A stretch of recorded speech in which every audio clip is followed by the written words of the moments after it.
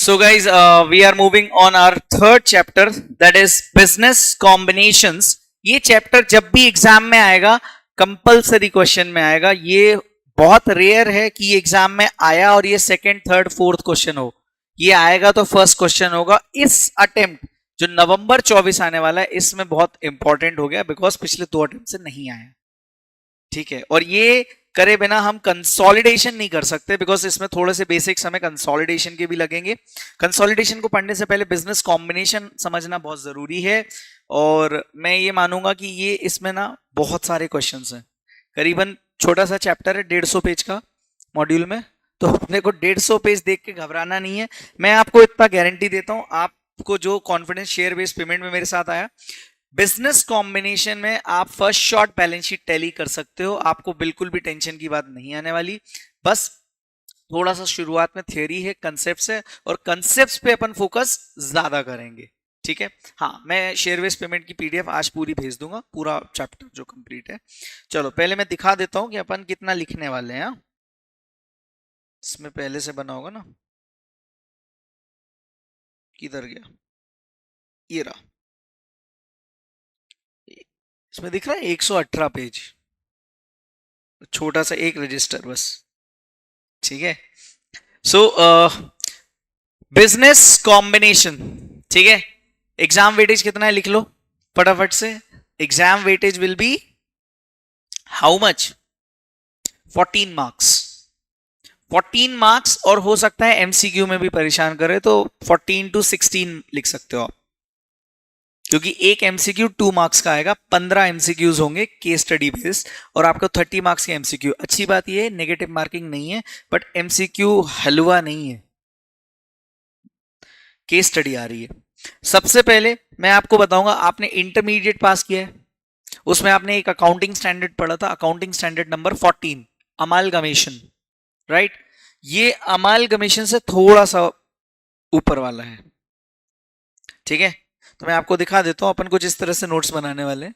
तो लिखना बहुत है, लेकिन कुछ जगहों पे जहां पे मुझे लगेगा कि थियोरी है, कुछ काम की नहीं है, आप लिख लो. Because since it's a exam oriented batch, तो अपन ज्यादा से ज्यादा टाइम बचाने की कोशिश करेंगे. तो मैं भी इसमें हेडिंग डाल देता हूं, Ind AS 103, and that is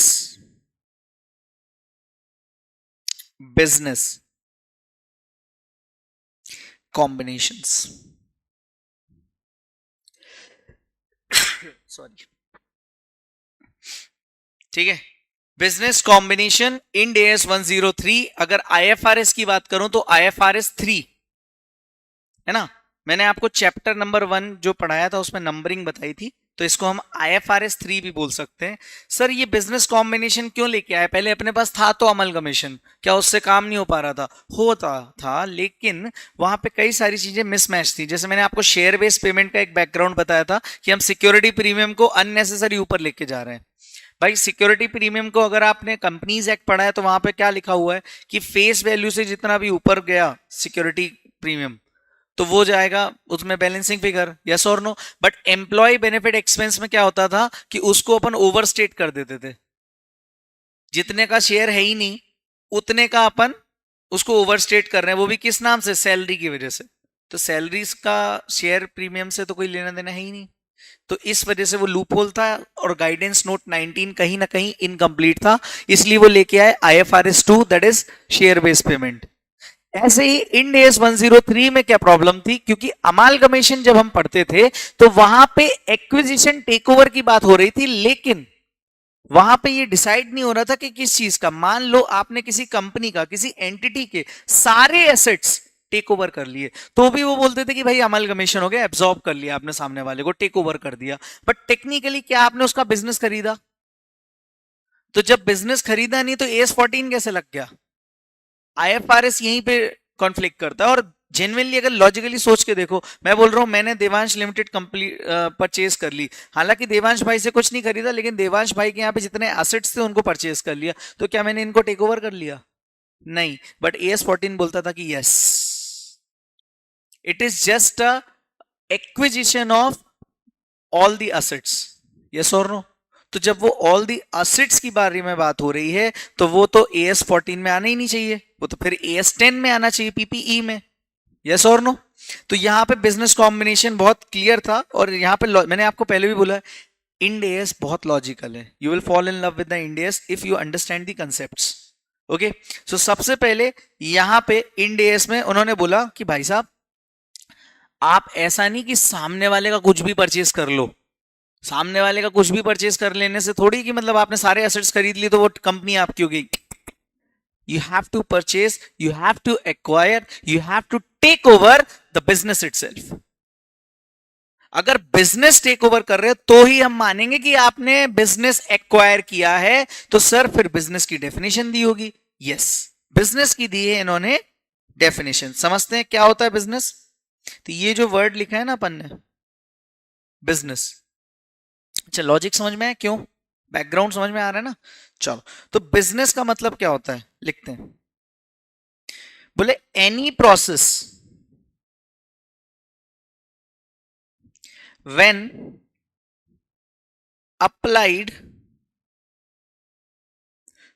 to input has ability to generate output। Business की डेफिनेशन इंड एएस ने दी है कि any process when applied to input has ability to generate output. और यहां पे 3 कीवर्ड्स हमारे सामने आ गए। सर ये 3 कीवर्ड्स कौन से हैं? पहली चीज तो process, there should be some process. Then उस प्रोसेस को करने में कुछ हमने इनपुट लगाया जिसकी वजह से कुछ क्या आया? आउटपुट। तो यहां 3 वर्ड्स आपको समझ में आए। There has to be some process जिसमें हमने कुछ इनपुट किया सो दैट हमारा एक डिजायर्ड रिजल्ट आए जिसको हम बोल रहे हैं output. Okay, it is known as what? Business.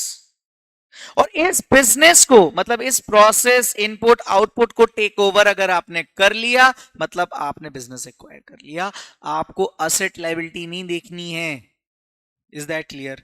Sir तो what do you mean by the process? तो प्रोसेस के लिए मैं आपको ले चलूंगा वहीं पे कि अपने को इतना टाइम लेना नहीं है। What do you mean by process? The process is set of activities applied on inputs.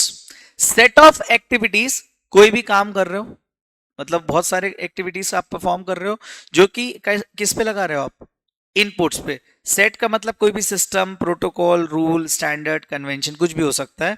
It does not include accounting department, payroll department, admin department. यहाँ डिपार्टमेंट्स की बात नहीं हो रही है।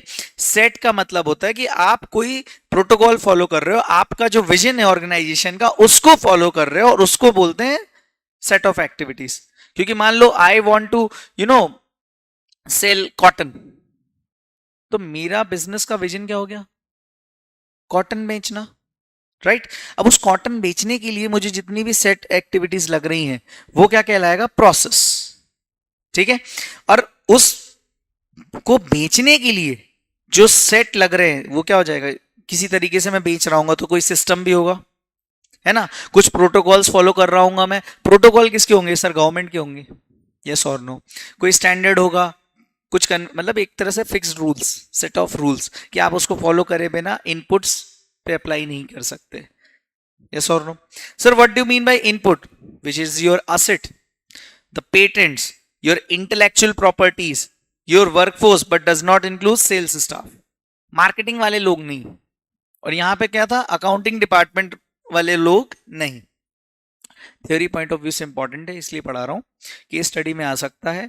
2 नंबर का सवाल है, पढ़ लो। Now what is output? Sir return on investment, reduction in cost या अदर इकोनॉमिक बेनिफिट। मतलब any kind of benefit is nothing but the output. So something which has been applied on inputs is known as process. और वो process क्या हो सकता है sir? हमारा workforce हो सकता है सर, हमारा असेट्स हो सकता है, इंटेलेक्चुअल प्रॉपर्टी हो सकती है, जिसकी वजह से जो हमने इन्वेस्टमेंट किया है उस पर हमें रिटर्न मिले, या जो हमने आज इन्वेस्ट किया है उस पर हमें फ्यूचर में इकोनॉमिक बेनिफिट मिल पाए। यस और नो? तो ये तो हो गई आपकी डेफिनेशन किसकी सर? ये हो गई आपकी डेफिनेशन बिजनेस की। याद रहेगा?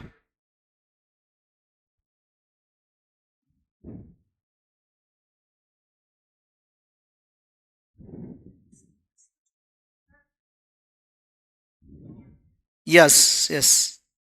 It is not defined in the law also. It is just for common understanding. Like अब मैं कॉटन बेच रहा हूँ, कॉटन बेच रहा हूँ, राइट? अब कॉटन बेचने के लिए मेरे फैक्ट्री में एसेट्स होंगे, there has to be some assets also. कुछ अब मेरा ट्रेडमार्क भी लगा होगा, तो इंटेलेक्चुअल जिस तरीके से मैं कर रहा हूं वो यूनिक हो सकता है ना? और जो मेरा एम्प्लॉयज हैं, वर्क फोर्स, जिन जो इस प्रोसेस पे काम कर रहे हैं, इनपुट को जनरेट कर रहे हैं आउटपुट निकालने के लिए, तो वो क्या हो जाएगा? मेरा staff. But it does not include sales department. Okay, बेचने वाले लोग नहीं। Yes yes yes yes yes.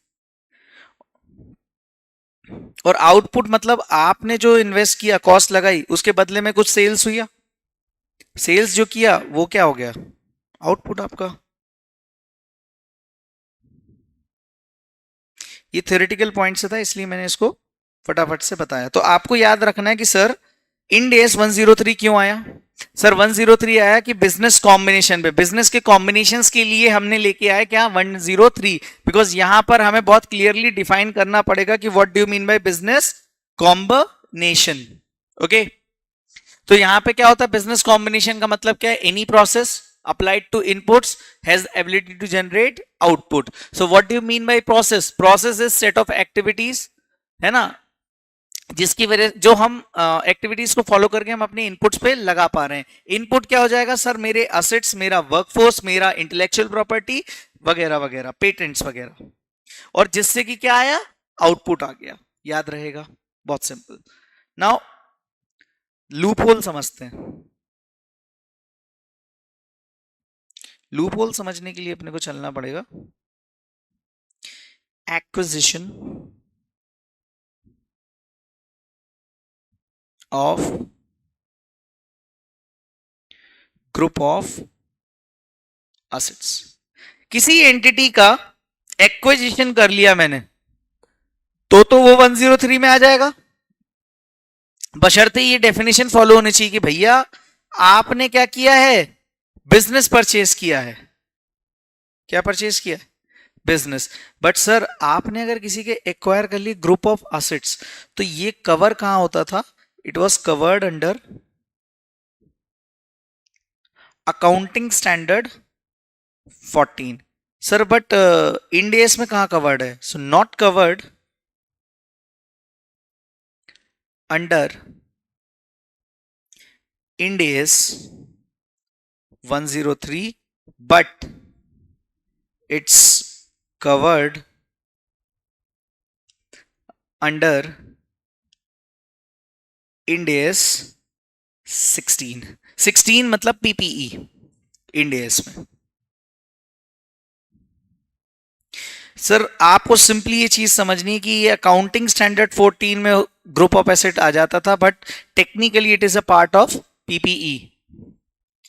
यहां पे उन्होंने बोला कि जो कंसोलिडेटेड प्राइस है,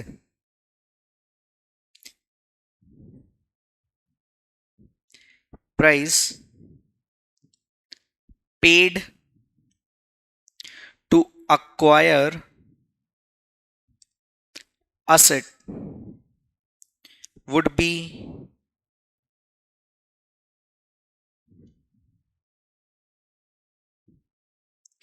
apportioned in ratio of fair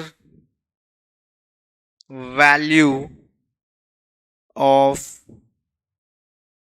asset acquired। भाई आपने कोई ग्रुप ऑफ एसेट खरीदा, अब उस ग्रुप ऑफ एसेट में हो सकता है ना कि यार मैंने सामने वाले की मशीनरी खरीद ली, सामने वाले की बिल्डिंग खरीद ली, सामने वाले के इन्वेस्टमेंट्स खरीद लिए, तो कहना इसे ये सारे के सारे क्या हो गए? Group of asset. ठीक है, अब उस ग्रुप में हो सकता है कि पीपीई पूरा हो, पीपीई ग्रुप है, याद है पीपीई के अंदर कई सारे फिक्स्ड एसेट्स होते हैं। फिक्स्ड एसेट्स कौन कौन से हो सकते हैं sir? Land, building, machinery, yes और नो, मेनली यही होते हैं। अब मान लो मैंने ये तीनों परचेज कर लिए 20 लाख रुपए में, 20 लाख रुपए में खरीदे और उनकी फेयर वैल्यू उन एसेट्स की इंडिविजुअली क्या क्या है उसके बेसिस पे मुझे उनको अपॉर्शन करना पड़ेगा। मान लीजिए एग्जाम्पल के लिए, अभी एग्जाम्पल देखना, एग्जाम्पल के लिए मैं लिखता हूं प्लांट मशीनरी है, ठीक है, प्लांट एंड मशीनरी है जिसकी बुक वैल्यू दी हुई है आपको और फेयर वैल्यू दी हुई है, ठीक है। आप पहले अंडरस्टैंड कर लो, मैं पीडीएफ दूंगा घर पे आराम से नोट करने का, है ना, डोंट वरी। मैं सारे हैंड रिटन नोट्स आप लोगों को अवेलेबल करवाऊंगा, तो कोई दिक्कत नहीं है, क्योंकि क्या फिर अपन लिखने में ज्यादा फोकस ना हो जाए इसलिए। हाँ ध्यान से, बुक वैल्यू मान लीजिए 100 रुपए, है ना, और एक असेट लैंड एंड बिल्डिंग कर लें अपन जिसकी बुक वैल्यू 200 रुपए, ठीक है। फेयर वैल्यू मान लेते हैं इसकी 150 रुपए और इसकी 250 रुपए। फेयर वैल्यू समझते हो ना, आज की मार्केट प्राइस, ठीक है। बुक वैल्यू जो बुक्स ऑफ अकाउंट्स में आ रही है, डन। नाउ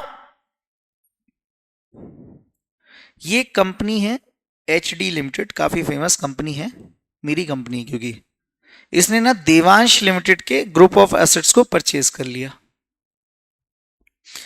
सर कितने में परचेज किया? इन्होंने क्या किया, ग्रुप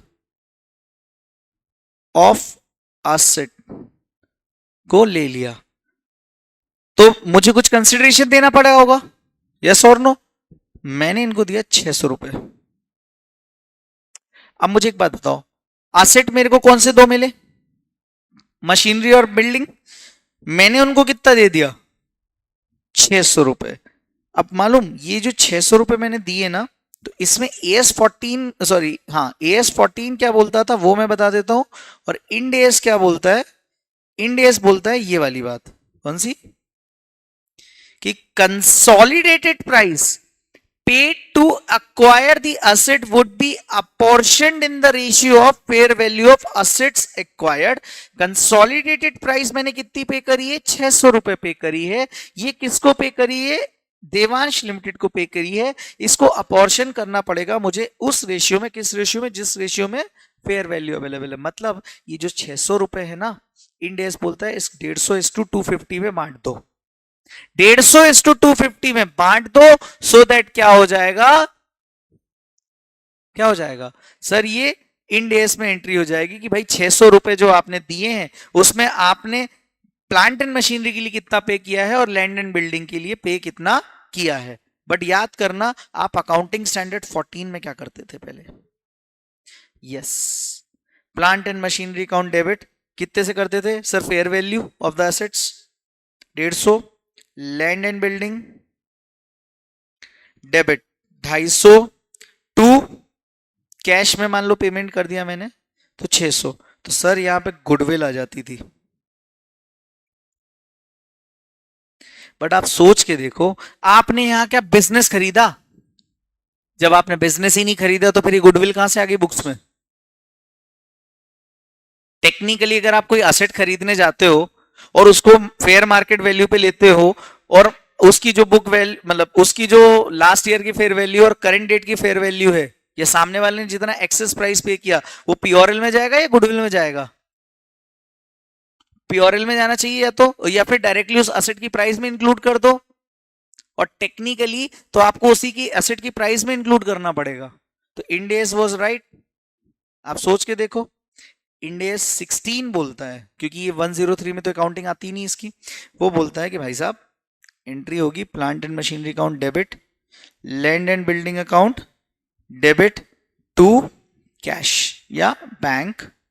तो आप 600 रुपए तो यहां कर दोगे और इसको 600 को बांट दो, कितना आ रहा है जरा बांट के बताना मुझे, इन रेशियो ऑफ 150:250।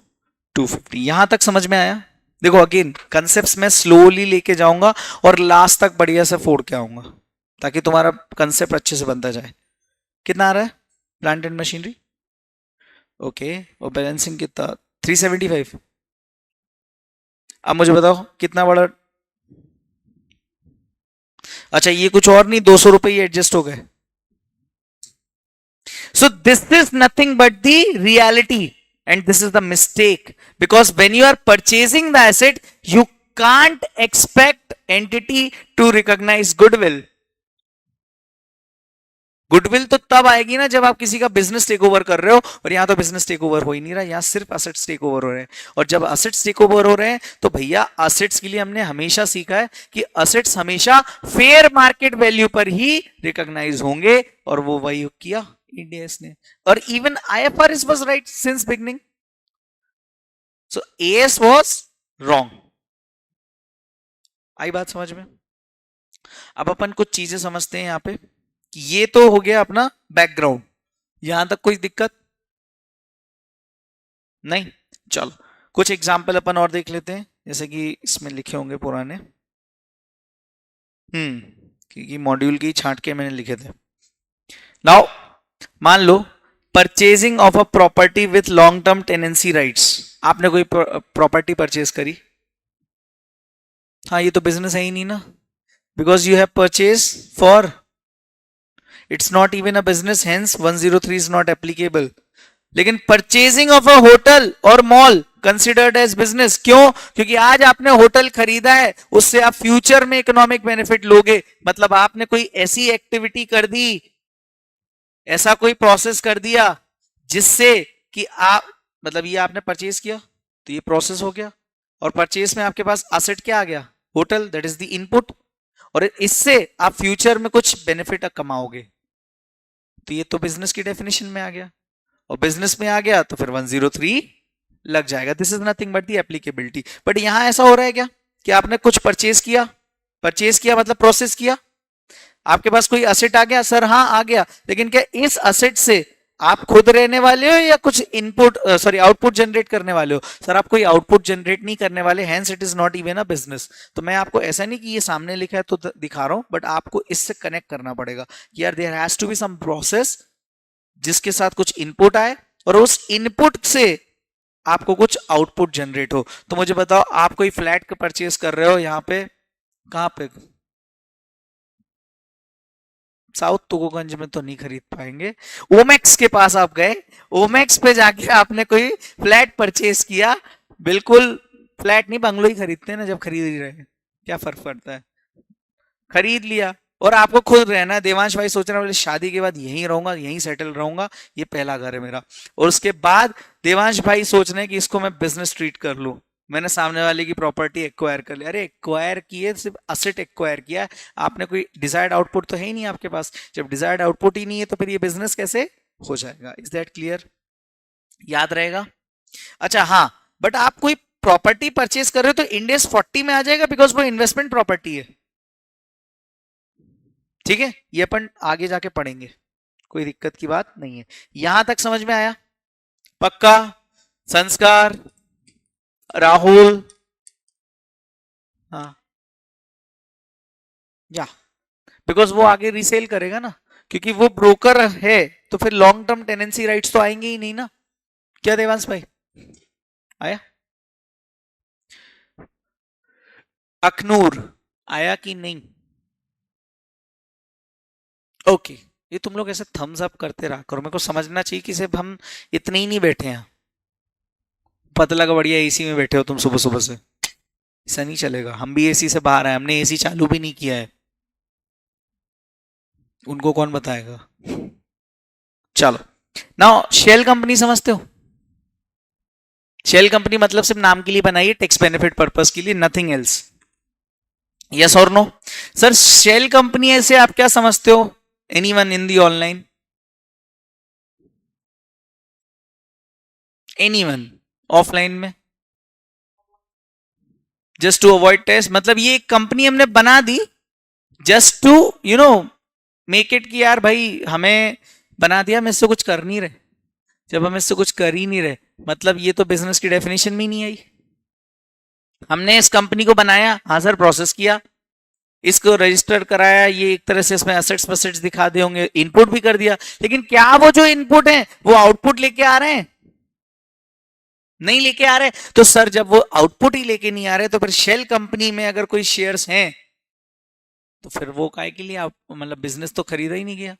तो अब ये समझना, मैं आपको समझा क्या रहा हूं कि एक बैलेंस शीट है, मान लो कोई संस्कारी लिमिटेड की, दुबई की कंपनी है, दुबई क्या है?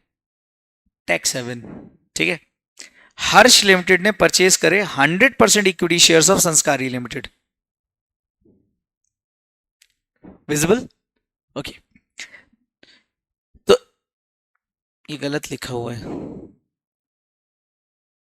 Is it a business purchase?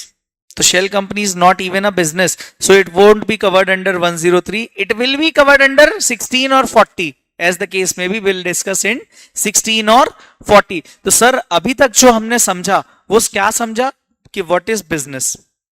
So business is something, business is something जिसमें क्या हो जाएगा, प्रोसेस होगा, प्रोसेस पे, yes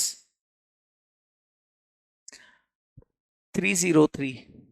okay, business is something जहां पे क्या हो रहा है, हम प्रोसेस कर रहे हैं, प्रोसेस किस पे अप्लाई कर रहे हैं, इनपुट पे अप्लाई कर रहे हैं, और वो इनपुट से हम अगर डिजायर्ड आउटपुट लेके आ पा रहे हैं, रिटर्न ऑन इन्वेस्टमेंट लेके आ पा रहे हैं, then it will be always be considered as business. अच्छा सर बिजनेस नहीं हुआ तो 103 एप्लीकेबल ही नहीं होगा, तो कहना इसे एप्लीकेबिलिटी वाला पार्ट समझ में आ गया? ठीक है ना, ये नींद में भी नहीं भूलना है अपने को, बिकॉज ये हम आज पढ़ रहे हैं और अगली बार पढ़ेंगे एग्जाम वाले दिन, समझे? चलो इसको मैं एक ही जगह पे कर देता हूं ताकि आपको जो पीडीएफ मिले वो नई नवेली पीडीएफ मिले। अब जो चीजें थ्योरी होंगी ना तो उसको अपन ऐसे ही कर लेते हैं कि भाई प्रैक्टिकल को पूरा सॉल्व करेंगे, राइट? एक और पेज था ना इसमें, शेल कंपनी, यस। अब यहां से चालू होगा चैप्टर। अच्छा एक दिक्कत है मॉड्यूल में, इस चैप्टर में कुछ का कुछ भी कहीं भी दिया है, दिया सब कुछ सही है, ऐसा नहीं बोलूंगा कि गलत दिया है, हाँ सीक्वेंस की, हाँ ये तो नहीं, वो उस टाइम तो बहुत ही गंदे मॉड्यूल थे, इंटर में तो, इंटर में तो कुछ का कुछ सॉल्यूशन टाप रहे हैं, वो कहाँ से छाप रहे हैं पता नहीं समझ में आ रहा, क्या पी के छाप रहे हैं ये भी नहीं समझ में आता, बट पॉइंट इज कि फाइनल में सीक्वेंस समझ में ही नहीं आ रहा। अब जैसे अगर आप नोटिस करोगे, आप किसी बच्चे को इक्विटी शेयर ऑप्शन कैसे पढ़ाए बिना आप उसको स्टॉक अप्रिसिएशन राइट कैसे पढ़ा सकते हो?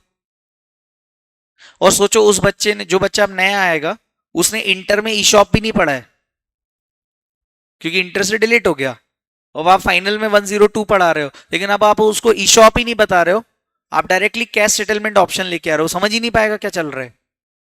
और मॉड्यूल में इनिशियली स्टॉक अप्रिसिएशन राइट के एग्जांपल है, तो आई डोंट नो क्या सोच के, बट ठीक है भाई, इंस्टीट्यूट है माय, हाँ बस वो इंस्टीट्यूट है, उसको कुछ बोल नहीं सकते ना। ये तो पहला कंसेप्ट क्लियर हो गया अपना, बहुत अच्छे से आई थिंक क्लियर हो गया। अच्छा इसमें मैंने आपको एक्टिविटी भी समझा दी, बिजनेस क्या होता है ये भी समझा दिया, वेटेज आपने लिख लिया था कि नहीं?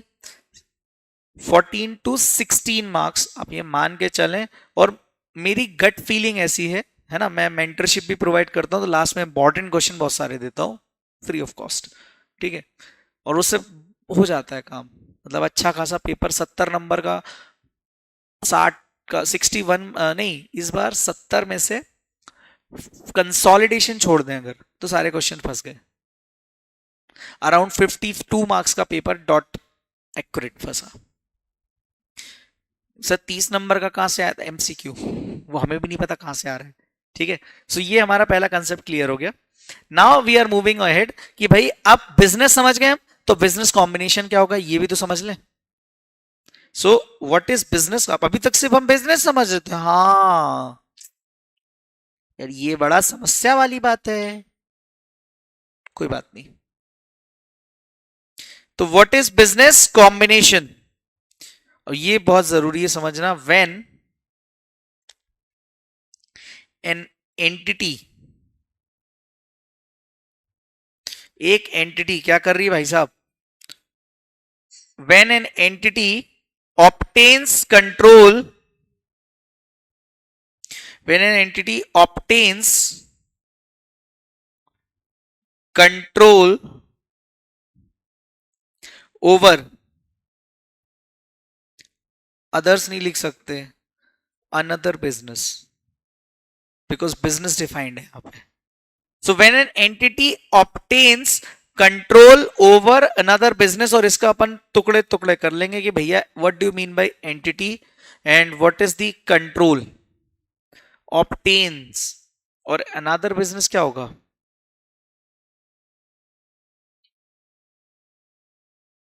Any other entity basically.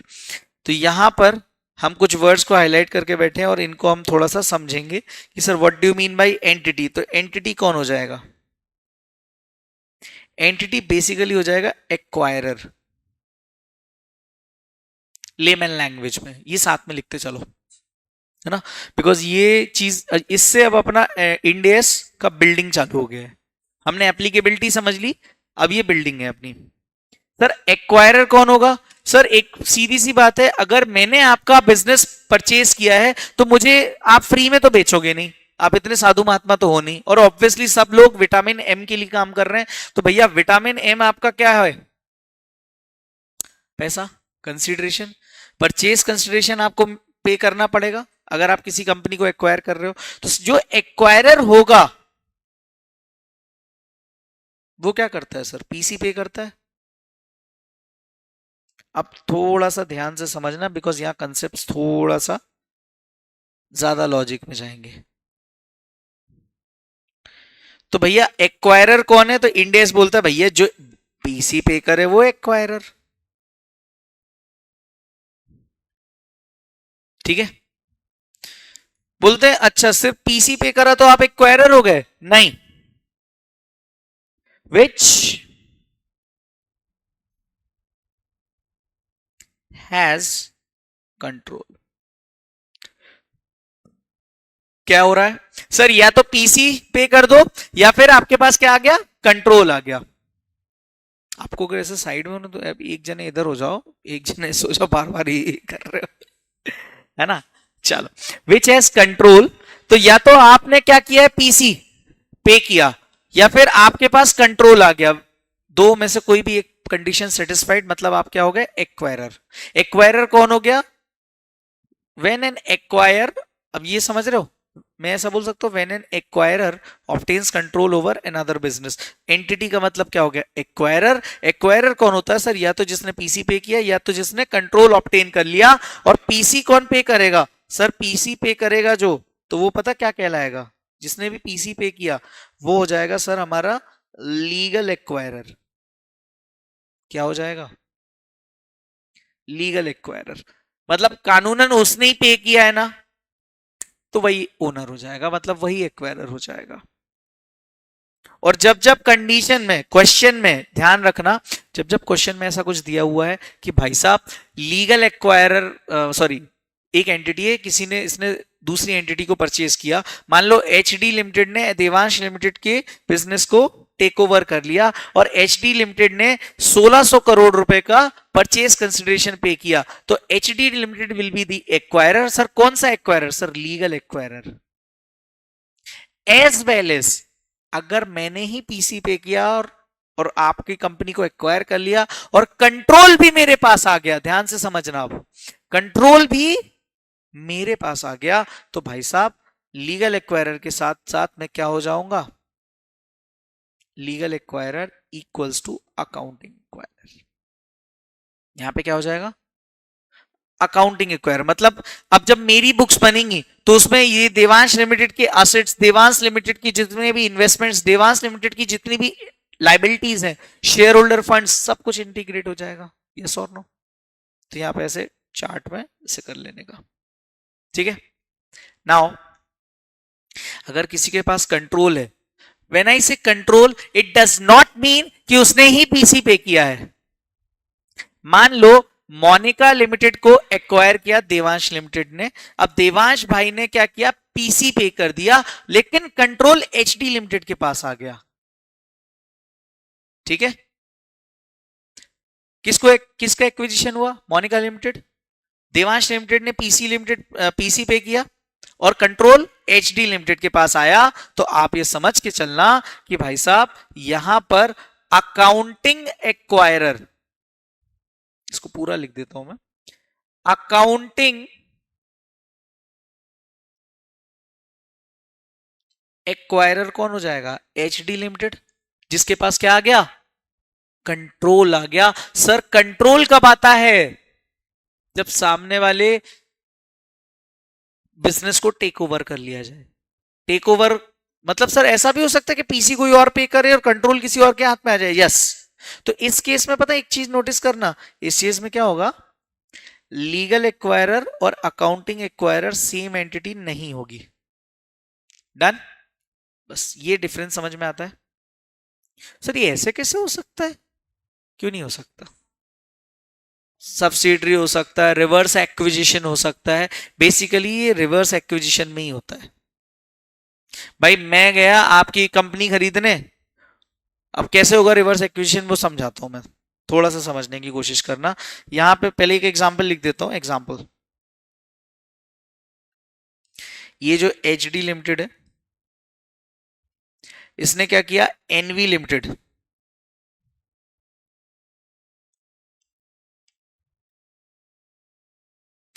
को एक्वायर कर लिया। ठीक है सर, एक्वायर करते टाइम इन्होंने क्या किया, पीसी पे कर दिया। तो इस केस में H D limited accounting acquirer भी हो गए प्लस लीगल एक्वायरर भी हो गया। ये बात समझ में आई। बट अब अगर मैं इसकी बात करूं, ये किस केस में पॉसिबल होगा, तो ये होगा एग्जाम्पल के लिए, अच्छा एक मिनट, इसको मैं यहां पे कर देता हूं ना,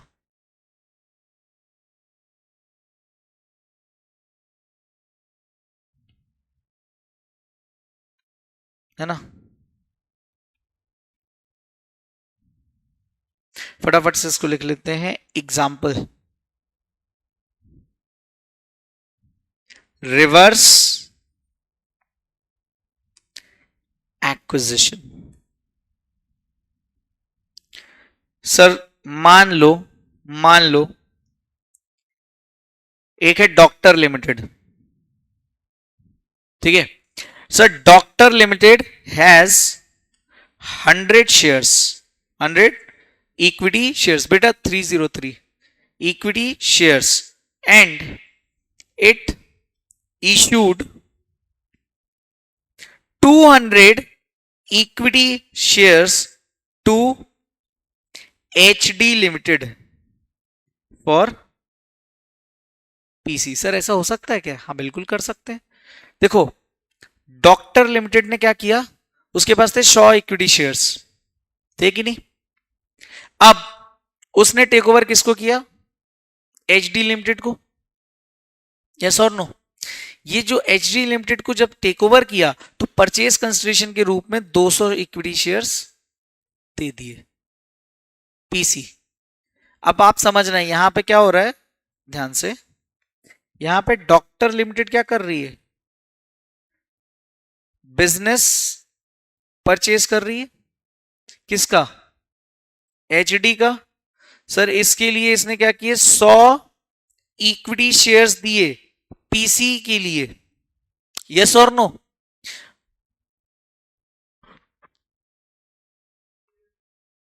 2303, ठीक है।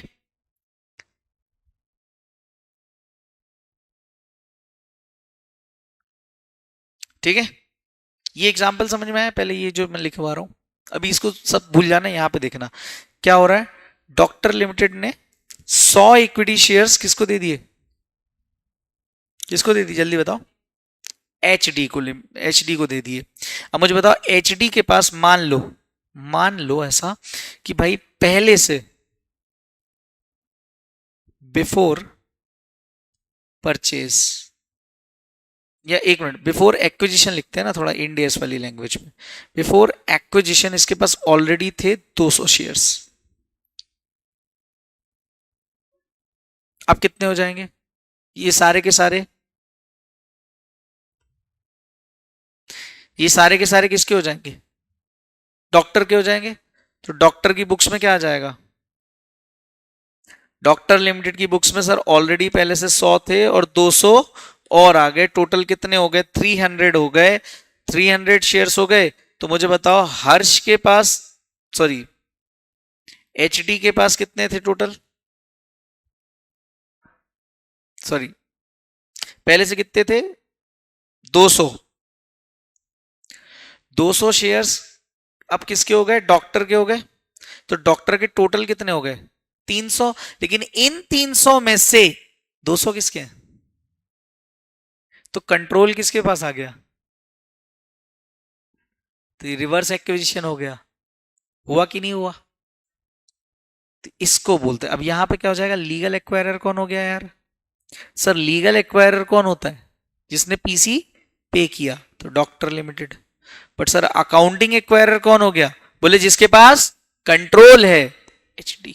सर एचडी को तो एक्वायर किया था, हाँ, लेकिन आफ्टर एक्विजिशन 300 टोटल शेयर्स हैं, जिसमें 200 तो इसी के हैं, तो कंट्रोल किसके हाथ में आ गया, और जिसके हाथ में कंट्रोल वो हो जाएगा अकाउंटिंग एक्वायरर। मतलब सर हमें हमेशा ये याद रखना है कि जिसने पीसी पे किया वो लीगल एक्वायरर है, ठीक है, और अगर उसके हाथ में कंट्रोल भी है तो वो अकाउंटिंग एक्वायरर भी आ जाएगा, ठीक है। तो ऐसा हो सकता है कि पीसी पे किया तो लीगल और अकाउंटिंग एक्वायरर सेम पर्सन है, यस, सेम एंटिटी है, यस, लेकिन लेकिन सामने वाले ने एक्विजिशन किया और आपका कंट्रोल, आपने सामने वाले को एक्वायर किया और कहना इसे आफ्टर एक्विजिशन कंट्रोल उसके हाथ में चला गया। तो अगर ऐसा हो गया तो it is a case of reverse acquisition basically, ठीक है।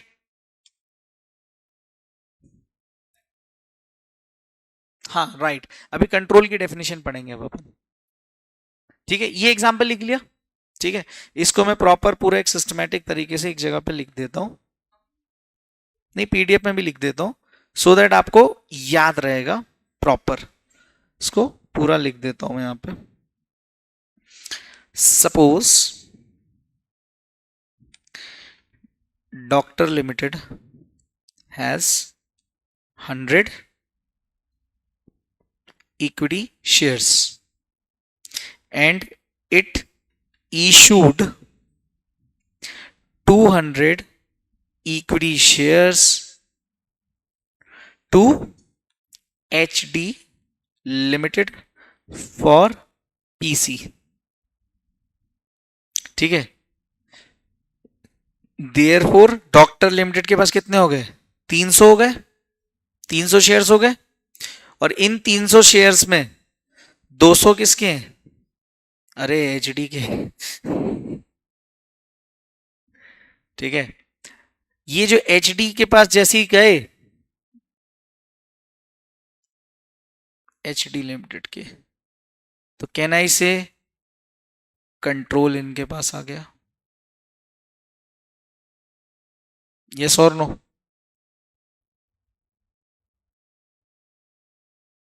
बस यही मुझे समझाना था आपको, याद रहेगा।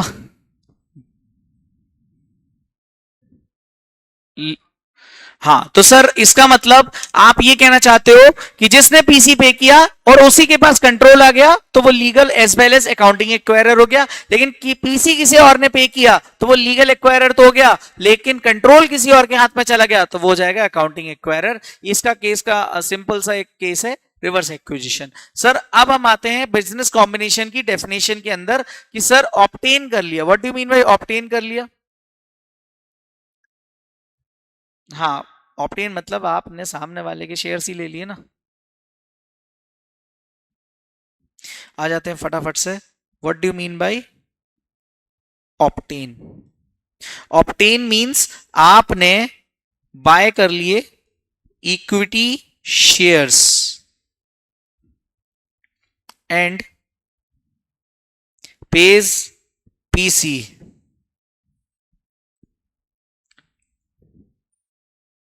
बट सर ऑब्टेन करना क्या हमेशा ये माना जाएगा कि पीसी पे करने से आपका कंट्रोल ऑब्टेन हो जाएगा, नो। ये पीसी पे करते बिना पीसी पे किए भी तो कंट्रोल आ सकता है, यस और नो। तो यहां लिख देंगे and without paying PC, done done done done done. Buy किया इक्विटी शेयर्स एंड पे किया पीसी, या फिर विदाउट पेइंग पीसी। ये तो छोटा सा टर्म था। अब आते हैं सबसे बड़े टर्म पर जो एक बहुत भारी भरकम टर्म है, that is the control. Control से रिलेटेड चीजें पता कहां पे दी है? 103 में कुछ भी नहीं दिया, बट 103 में तो कुछ नहीं है, बट डिफाइंड अंडर ऐसा लिख सकते हो, it is defined under end S 110, इसका नाम है consolidated financial statement with subsidiary. Subsidiary के केस में कंसोलिडेशन कैसे होगा, तो इसको ऐसा लिख सकते हैं, consolidated financial statement with subsidiary. याद रहेगा सर। कंट्रोल का मतलब क्या होता है? सिंपल वो बोलते हैं कि भैया कंट्रोल मींस आपके पास पहली चीज होनी चाहिए voting rights. Sir voting rights कितने? More than 50%। सेकेंड चीज power in composition of board of directors. Control is defined under Ind AS 110. Control means the entity should have control of equity shares having voting rights more than 50% and also power to compose power in composition of board of directors. Sir, जब voting rights की calculation की बात होगी, sir voting rights किसके? Sir shareholders के। Yes और no? Sir कौन से shareholders? Equity shareholders, वो तो होंगे ही। It also includes potential equity shares. Sir what do you mean by potential equity shares? जो आज शेयर्स नहीं है, जो आज इक्विटी शेयर नहीं है, बट आगे जाके ऐसा कोई इंस्ट्रूमेंट जो आज हो सकता है प्रेफरेंस शेयर होल्डर हो, आज हो सकता है वो डेट इंस्ट्रूमेंट हो, आगे जाके उसके पास कन्वर्जन का ऑप्शन है एंड वो इक्विटी शेयर में तब्दील हो सकता है, तो उसको हम बोलते हैं पोटेंशियल इक्विटी शेयर। मतलब आज क्या वो इक्विटी शेयर है? नो, बट आगे क्या हो सकता है? यस। तो अगर कन्वर्जन के बाद ऐसे कोई पोटेंशियल इक्विटी शेयर्स हैं जो आज तो नहीं है लेकिन आगे जाके हो जाएंगे, तो वो यहां इंक्लूड हो जाएंगे। सर ये तो कंपनीज एक्ट की बात बोल दी। Yes, my favourite subject is law.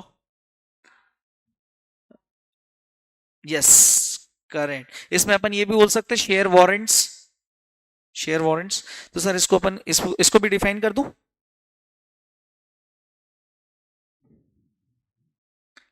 तो यहां पे आ जाएगा दोस्तों शेयर वारंट्स या फिर कन्वर्टेबल डिबेंचर्स। इनको अपन क्या बोलते हैं? ऑप्शंस। आज अपन अगर लैंग्वेज वाइज देखें तो इनको अपन ऑप्शंस बोलते हैं ना। अच्छा सर ये कब कन्वर्ट होंगे?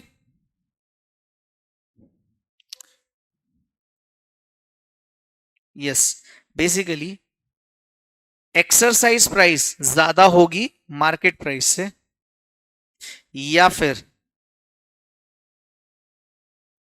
एक्सरसाइज प्राइस कम होगी मार्केट प्राइस से।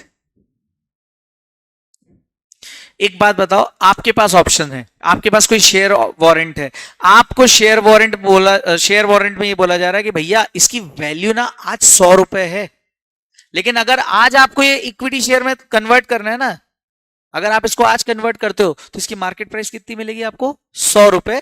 और आज आपको जो कन्वर्जन, आज इसको आप रिपर्चेज मतलब परचेस करते हो तो 20 रुपए में परचेस कर लो। मतलब आप एक्सरसाइज कितने पे कर रहे हो? 20 पे, और आपको मार्केट वैल्यू कितनी मिल रही है? तो कौन से ऑप्शन में आप इसको कन्वर्ट कराओगे?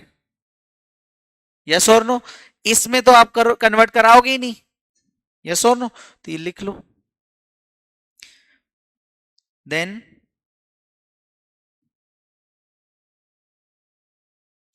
it won't be considered।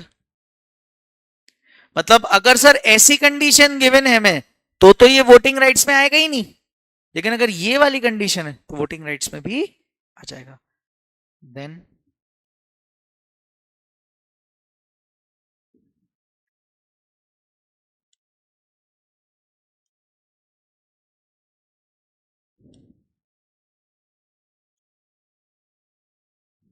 exercised.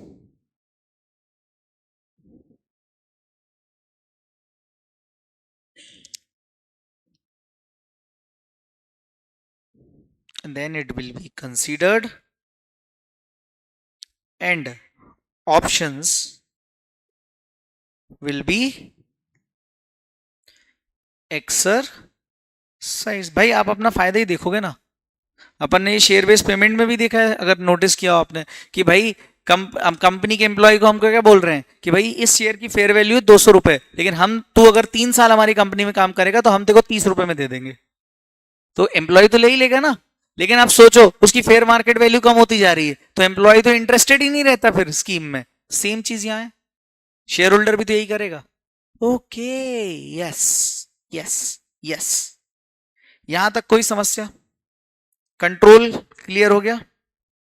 अब अपन बात करते हैं किसकी. सर ये डेफिनेशन इतनी बड़ी है. हाँ, अपन से पीसेस में पढ़ते जा रहे हैं. अब आते हैं, बात करते हैं किस पे, अनदर बिजनेस पे. अनदर बिजनेस का मतलब होता है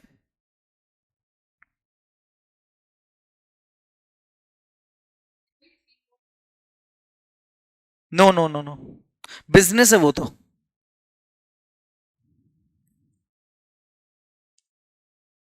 अनदर बिजनेस मींस एक्वायरी. अरे जिसको खरीद रहे हो, जिसका बिजनेस आप टेक ओवर कर रहे हो. लिख लिया.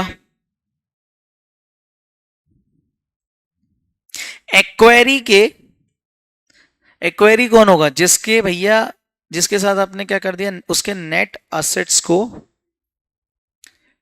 टेक ओवर कर लिया.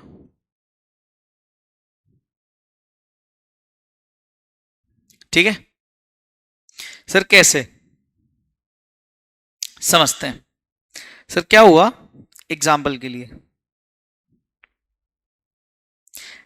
मान लो मैंने क्या किया, मेरी कंपनी फेमस कंपनी, मुकेश भाई से भी बड़ी कंपनी. इस कंपनी ने किसको टेक ओवर किया? डॉक्टर लिमिटेड को. अब ये जो डॉक्टर लिमिटेड है, इसको जब एक्वायर किया तो मैंने क्या किया, मैंने कहा चल ठीक है, काम कर, 1000 करोड़ रुपए रख लेने का. It is just nothing but purchase consideration, PC. एक तरह से कितना दे दिया मैंने. ये जो, मैं एक बात बताओ, ये जो एचडी लिमिटेड कौन है? यहां पे एक्वायरर है. ये कौन हो गया? एक्वायरी. इसको मैंने क्या दिया? पीसी. ये जो 1000 करोड़ में दे रहा हूं, ये किस बेसिस पे दे रहा हूं?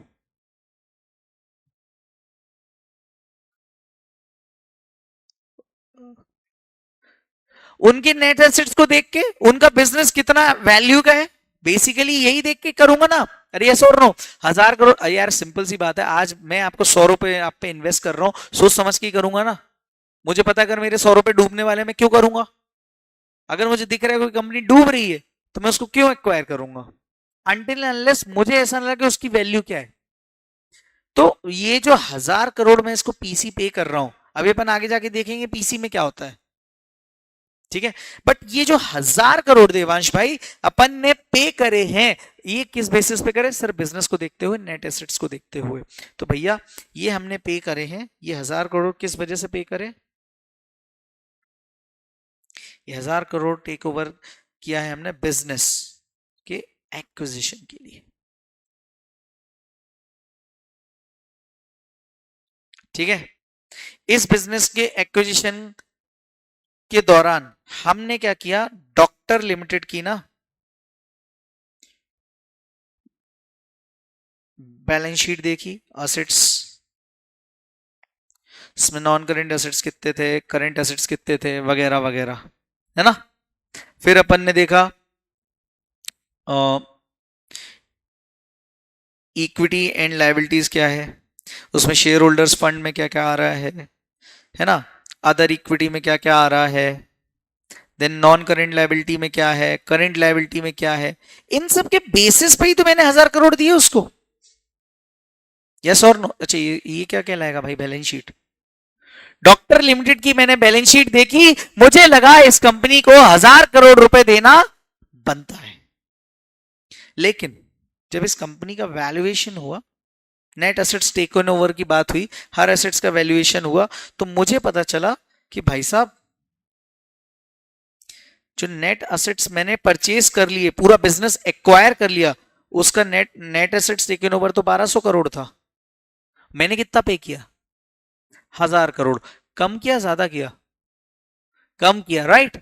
200 रुपए बचा लिए, 200 करोड़ रुपए बचा लिए, यस और नो। तो भैया इनके बीच में कुछ डिफरेंस आया, मतलब पीसी कितना दिया मैंने? 1000, और नेट एसेट्स टेकन ओवर कितना था?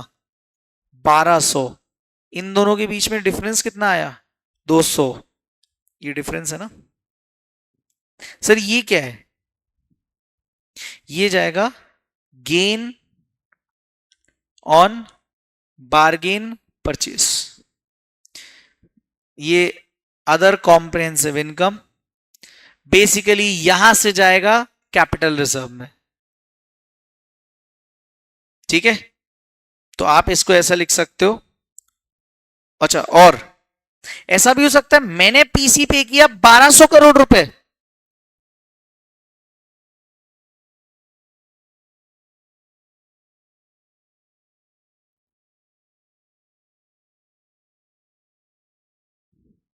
PC equals to 1200 crore and net assets taken over कितना है?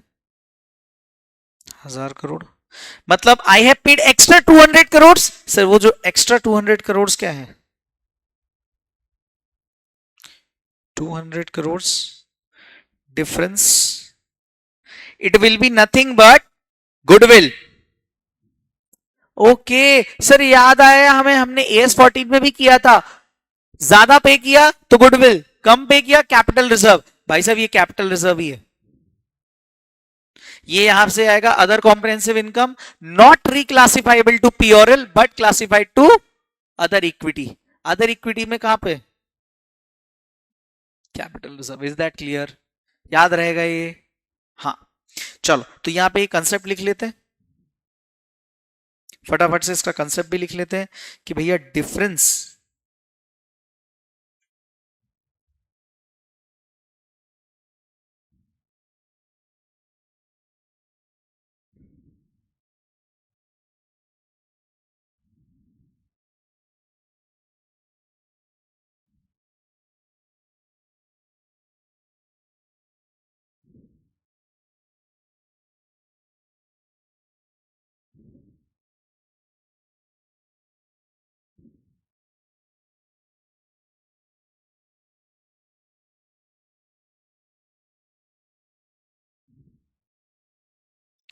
difference between PC and net assets taken over will always either be goodwill or gain on bargain purchase, bracket में capital reserve. याद रहेगा? इसी के साथ हमारा ये भी डिस्कशन समाप्त हुआ कि sir what is business combination. Sir मैंने चालू किया इंड AS 103, मैंने वहां पे बताया कि इसका नाम है बिजनेस कॉम्बिनेशन। बिजनेस का मतलब any process applied on inputs has ability to generate outputs. ठीक है, process set of activities, standard conventions वगैरह। इनपुट क्या हो जाएगा दोस्त? ठीक है, ओके। इनपुट क्या हो जाएगा आपका? असेट, वर्कफोर्स, है ना, और इसमें क्या क्या आ जाएगा? और इंटेलेक्चुअल प्रॉपर्टी, यस और नो।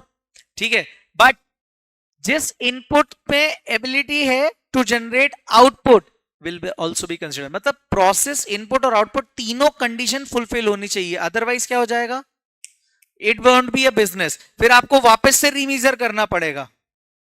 ठीक है, वापस से टेस्ट अप्लाई करना पड़ेगा, यही वाला। इस टेस्ट को अप्लाई आप तब तक करोगे जब तक ये बिजनेस कंसिडर नहीं हो जाता। सर ये अगर बिजनेस नहीं है तो 103 अप्लाई नहीं हो गया। तो सर पूरा नाम क्या है इसका? Business combination. Sir business combination का मतलब क्या था? When one entity has obtain control over another entity business. तो वन एंटिटी का मतलब एक्वायरर। एक्वायरर कौन हो सकता है? जिसने पीसी पे किया तो वो हो जाएगा लीगल एक्वायरर, और अगर उसके पास कंट्रोल भी आ गया तो साथ ही साथ वो अकाउंटिंग एक्वायरर भी हो जाएगा। लेकिन अगर उसने पीसी पे किया और कंट्रोल किसी दूसरे के हाथ में गया तो फिर क्या हो जाएगा? जिसने पीसी पे किया वो लीगल एक्वायरर, और जिसके पास कंट्रोल गया वो अकाउंटिंग एक्वायरर। सर ये कब होता है? ये हो जाता है रिवर्स एक्विजिशन के केस में। ऑब्टेन का मतलब by equity shares and pays PC without paying the PC. Control आ सकता है। कंट्रोल कहां डिफाइंड है सर? 110। 110 क्या बोलता है सर? इंड एस 110 बोलता है कि कंट्रोल तब आ जाएगा आपके पास जब आपके पास वोटिंग राइट्स है मोर than 50% and power in composition of board of directors. Sir voting rights के अंदर साथ ही साथ हम पोटेंशियल इक्विटी शेयर्स को भी इंक्लूड करेंगे। पोटेंशियल इक्विटी शेयर्स कौन हो जाएंगे सर? ऐसे शेयर वारंट्स, ऐसे कन्वर्टेबल डिबेंचर्स जिसमें जिनके पास ऑप्शंस हैं कि भाई वो बाद में जाके इक्विटी शेयर्स में कन्वर्ट हो सकते हैं। सर ये कब होगा? जब एक्सरसाइज प्राइस कम होगी और मार्केट प्राइस उस इंस्ट्रूमेंट की ज्यादा होगी। याद रहेगा। इसके बाद मैंने बताया आपको कि what is another business. Another business मतलब जिसका हमने टेक ओवर किया है उसके किस बेसिस पे? नेट एसेट्स टेकन ओवर के बेसिस पे। सर अगर मैंने यहां पर जो पीसी पे किया और जो नेट एसेट्स टेकन ओवर में डिफरेंस कुछ आया, वो या तो गुडविल में जाएगा या फिर गेन और बार्गेन परचेस में जाएगा। वो जाएगा फिर बाद में कैपिटल रिजर्व में जाएगा। करेक्ट है, बिल्कुल कोई दिक्कत नहीं है। लेकिन पीसी ज्यादा है, नेट एसेट्स टेकन ओवर कम है तो गुडविल। पीसी कम है, नेट एसेट्स टेकन ओवर ज्यादा है तो गेन ऑन बार्गेन परचेस। हाँ ये पूरा ऑलमोस्ट वही है, बस मैं ये बोलूंगा ये थोड़ा सा उससे बड़ा है। ठीक है।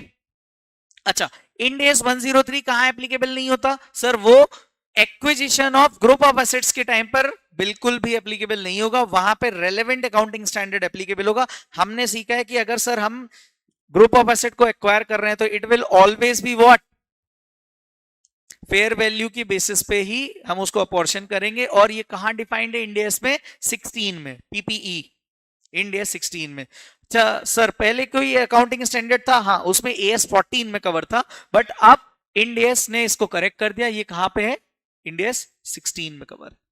आगे बढ़े सर। अब नया डिस्कशन अपन देखते हैं कि टाइप्स ऑफ बिजनेस कॉम्बिनेशन। हमने दो हेडिंग्स देख ली ना। नाउ टाइप्स ऑफ बिजनेस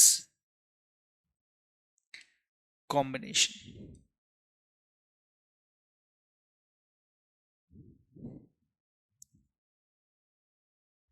ठीक है। टाइप्स ऑफ बिजनेस कॉम्बिनेशन में दो पार्ट्स कर देंगे अपन, चार्ट बना लेंगे।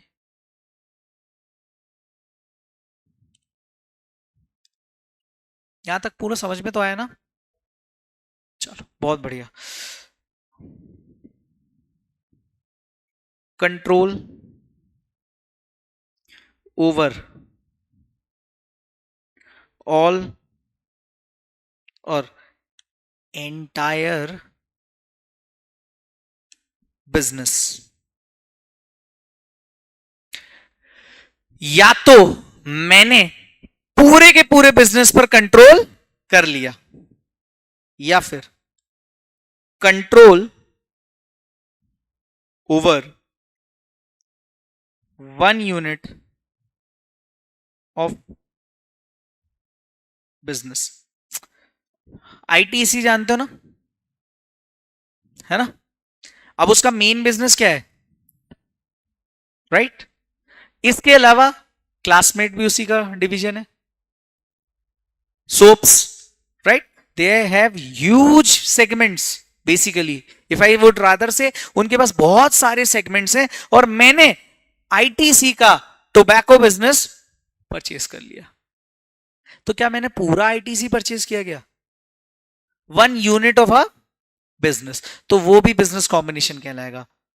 लेकिन सर मतलब आपके कहने का मतलब एचयूएल में भी सेम चीज होगी? यस। रिलायंस में भी? यस। आप पूरा, या तो आपने पूरा रिलायंस परचेस कर लिया, मतलब जितने भी बिजनेस है सारे, होल्डिंग, सब्सिडरी, सब कुछ, लेकिन आपने सिर्फ पर्टिकुलर सेगमेंट परचेज किया, पर्टिकुलर सेगमेंट हो सकता है सोप, सोप डिवीजन, राइट? तो ऐसा हो सकता है, बिल्कुल हो सकता है सर। तो अभी हम पहले समझेंगे कि सर जितने भी ऐसा बिजनेस कॉम्बिनेशन जिसमें अपन ने पूरा का पूरा सारे के सारे बिजनेस को एक्वायर कर लिया, वहां पे किस तरीके से इन अकाउंटिंग होगी और क्या क्या मेथड्स होंगे, क्योंकि हम टाइप्स ऑफ बिजनेस कॉम्बिनेशन समझ रहे हैं तो हमें पहले टाइप्स समझने पड़ेंगे, फिर हम इसकी अकाउंटिंग पे जाएंगे। ठीक है, तो चलिए फटाफट से अपन देखते हैं। इसमें दो चीजें होंगी।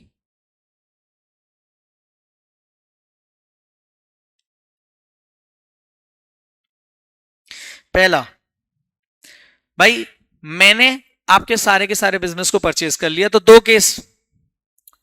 अगर मैंने आपके सारे के सारे बिजनेस को परचेज कर लिया तो फिर क्या हो जाएगा, पीसी पे करना पड़ेगा, तो मैं लीगल एक्वायरर भी हो सकता हूं, और दो केस, लीगल के साथ साथ अकाउंटिंग एक्वायरर, या ऐसा भी हो सकता है कि मैं लीगल एक्वायरर और अकाउंटिंग एक्वायरर आप हो गए। चलो तो इसमें लिख लेते हैं, very good by the way Monika, right? Okay, legal acquirer is equal to accounting acquirer, एक सिचुएशन हो जाएगी, एंड सेकेंड सिचुएशन हो जाएगी यार legal acquirer does not equal to accounting acquirer. Okay, मतलब डिपेंड करेगा सर, बिल्कुल किस चीज पे, इस पर। सर अगर केस में, अगर जो मैं केस देख रहा हूं वो क्या है कि सर लीगल एक्वायरर और अकाउंटिंग एक्वायरर दोनों सेम है, दोनों एंटिटीज सेम है, तो यहां पर लगेगा एक्विजिशन मेथड। कौन सा मेथड लगेगा? मतलब हम बोलेंगे बिजनेस कॉम्बिनेशन हुआ है by way of acquisition method. इसको हम, ये सब्सटेंशियल इंड एस में हमें यही पढ़ना है, इस वाले इंड एस में।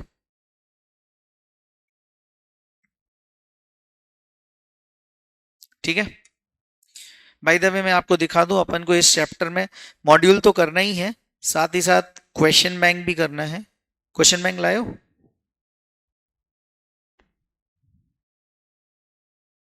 ये देखो, चैप्टर नंबर 3 बिजनेस कॉम्बिनेशन। कितने क्वेश्चन है लास्ट तक?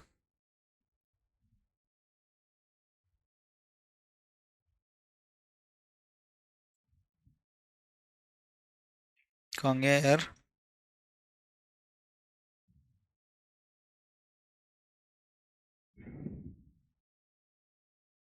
6-7 क्वेश्चन ही हैं आई गेस इसमें भी। सर इतने कम क्वेश्चंस क्यों हैं? वैसे हमने मार्केट में देखा बहुत सारे क्वेश्चंस होते हैं। मैंने ना एलिमिनेट कर दिए कई क्वेश्चंस, बिकॉज देखो मैं मॉड्यूल भी इसमें इनकॉर्पोरेट कर दूं, मेरा क्वेश्चन बैंक भी बड़ा हो जाए, तो मेरे पास ऑलरेडी 4 मॉड्यूल है,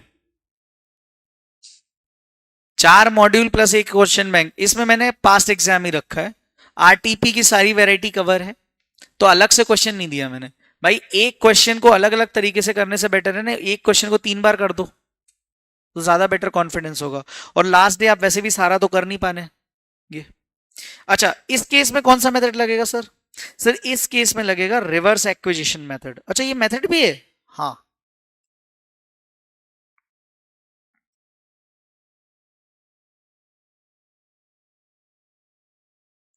तो सर ये तो हमें समझ में आ गया कि अगर मैंने पूरा का पूरा बिजनेस परचेज किया तो क्या हो जाएगा, क्या हो जाएगा, रिवर्स एक्विजिशन या फिर एक्विजिशन मेथड, दो ही केस होंगे। बट सर अगर मैंने कोई पर्टिकुलर यूनिट परचेज करी, पहली बात तो ऐसा हो कैसे सकता है, तो मैंने आपको बताया कि यहां पे क्या हो रहा है, मान लो ये है डॉक्टर लिमिटेड। डॉक्टर लिमिटेड के कई सारे डिविजन है, division 1, division 2, division 3, division 4, right?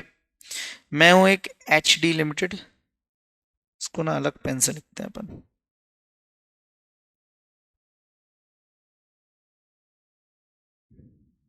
Yes, now मैंने ना इनका डिवीजन 4 एक्वायर कर लिया,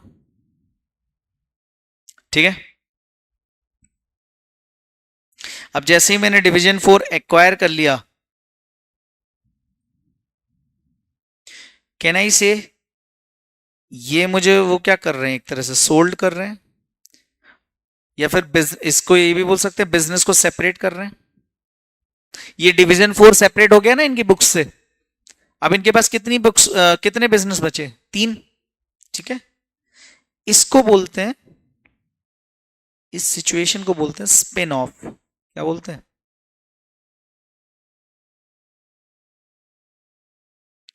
सर स्पिन ऑफ का मतलब क्या हुआ? सर मैंने ना इनका पूरा बिजनेस परचेज नहीं किया, बट पर्टिकुलर किसी यूनिट को परचेज कर लिया। ये बना लो। वैसे तो ये कुछ खास नहीं, बस ये क्रिएटिविटी है ताकि तुमको समझ में आए। अगेन तुम्हारी कॉपी तुम्हारे लिए सबसे बड़ा रेफरेंस है, बस और कुछ नहीं। ट्रेडिशनली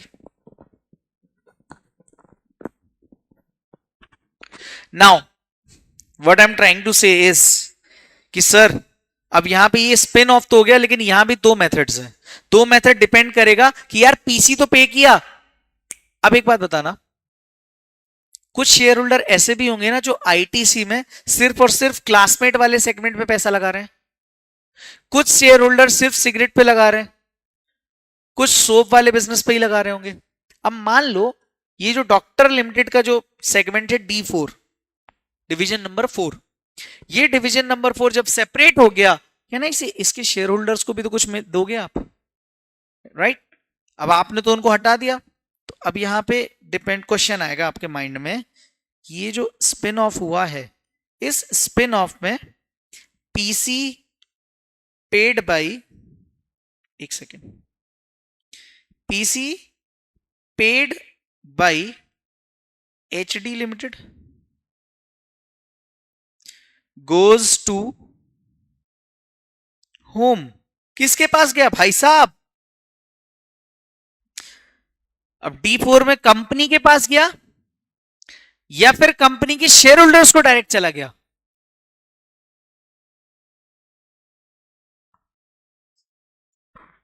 यहां पे इंडेस बोलता है रुको, सबर करो, धक्का मुक्की नहीं। इंडेस बोलता है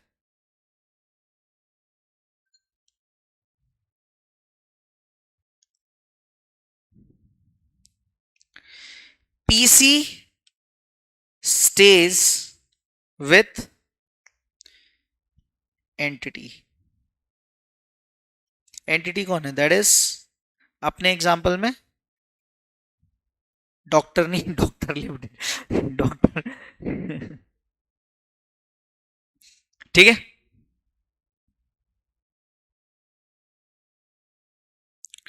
डिस्ट्रीब्यूटेड या तो to shareholders of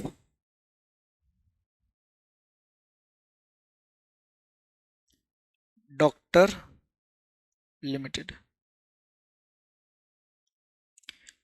share holders of 303।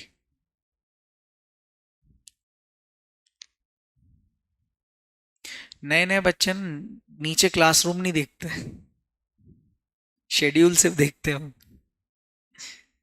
Share holders of home doctor limited. Sir ऐसा कैसे हो सकता है? भाई ऐसा भी होगा ना कि यार देखो डिवीजन 4 बेच दिया आपने, बट डॉक्टर लिमिटेड क्या कर रहा है? अपने शेयर होल्डर्स को बोल रहा है कोई बात नहीं, हम आपको ना अपनी डिवीजन 1 2 3 के शेयर्स दे रहे हैं, आपको उससे कोई मतलब नहीं है, और उतना ही पैसा देंगे जितना आपका आज का करंट मार्केट वैल्यू था, पीसी डायरेक्ट खुद ले लेगा।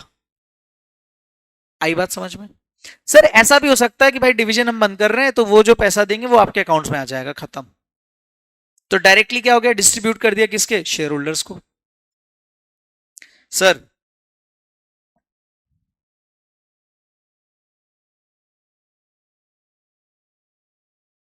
अगर ऐसा होता है, कैसा कि पीसी स्टे हो जाता है डॉक्टर लिमिटेड के साथ, तो बेसिकली डॉक्टर लिमिटेड की बुक्स में पता क्या आ जाएगा? किस नाम से वो पीसी आएगा? सर वो पीसी आएगा डॉक्टर लिमिटेड की बुक्स में इन्वेस्टमेंट इन एचडी लिमिटेड के नाम से, ठीक है? और ये आ जाएगा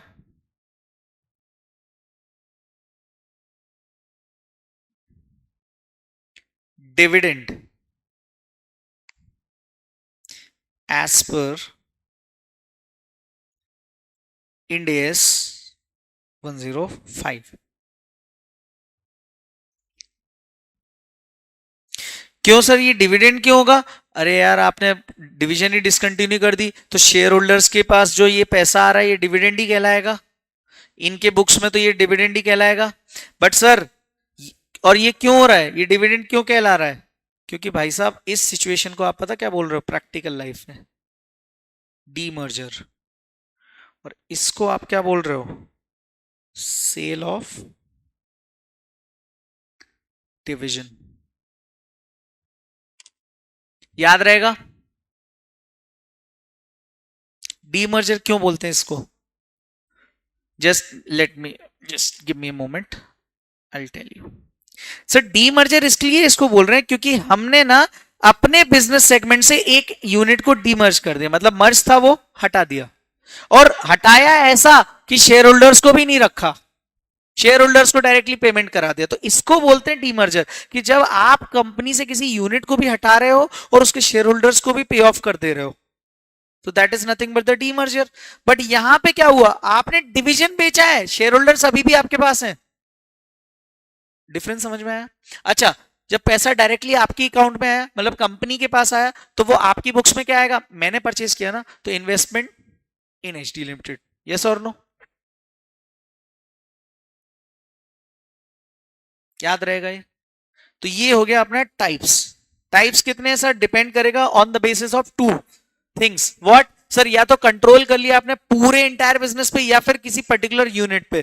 पूरे इंटायर बिजनेस पे किया तो लीगल एक्वायरर और अकाउंटिंग एक्वायरर अगर सेम है तो एक्विजिशन मेथड। अगर सर लीगल एक्वायरर और अकाउंटिंग एक्वायरर अलग अलग हैं तो रिवर्स एक्विजिशन मेथड लगेगा। सर अगर आपने कोई particular unit of business purchase किया है तो सिचुएशन को बोलते हैं स्पिन ऑफ, एज पर 103। और स्पिन ऑफ में डिपेंड करेगा कि जो एक्वायरर कंपनी है उसने जो पीसी है वो किसको दिया। सर या तो पीसी चला गया एंटिटी के साथ तो उसको बोलेंगे सेल ऑफ डिवीजन, और ये बुक्स में आ जाएगा इन्वेस्टमेंट इन पर्टिकुलर, जो भी कंपनी इन्वेस्टमेंट कर रही है वो। या फिर अगर आपने कंप्लीटली इसको क्या कर दिया, शेयर होल्डर्स के हवाले कर दिया, जो शेयर होल्डर्स थे उस पर्टिकुलर यूनिट के, तो फिर क्या हो जाएगा sir? It will be considered as dividend as per 105। अच्छा, इस सिचुएशन को प्रैक्टिकल लाइफ में बोलेंगे डीमर्जर। क्या हो रहा है कि डिस्ट्रीब्यूट कर रहे हो आप share holders of that particular unit of that particular company. Done? यहां तक अपना बहुत क्रिस्टल क्लियर होना चाहिए, बिकॉज ये पूरे चैप्टर का रोड मैप है एक तरह से, है ना? पूरा थ्योरेटिकल डिस्कशन है बट प्रैक्टिकल वे में। ठीक है? हाँ, ये मॉड्यूल में 25 पेज में है, आप ट्राई करो तो पढ़ लेना टाइम हो तो।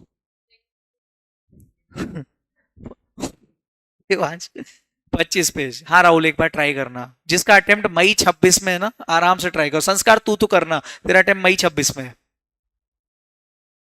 तब तक हो सकता है मॉड्यूल 2 एक बार बदल जाए। राइट? अब अपन देखते हैं, यहां पे एक चीज अपन को समझनी पड़ेगी कि there is something called as investment in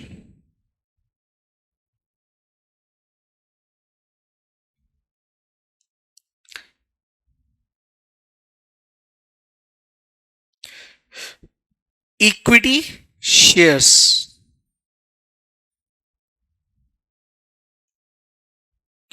of another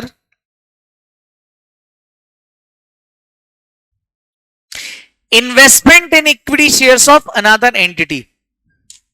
ये कंसेप्ट आप समझ लेना, लिखना मत, 15 मिनट में लेना चाहूंगा इसको समझाने के लिए, है ना? हेडिंग डाल ली कि नहीं डाली? चल ठीक है, चलेगा। यहां पे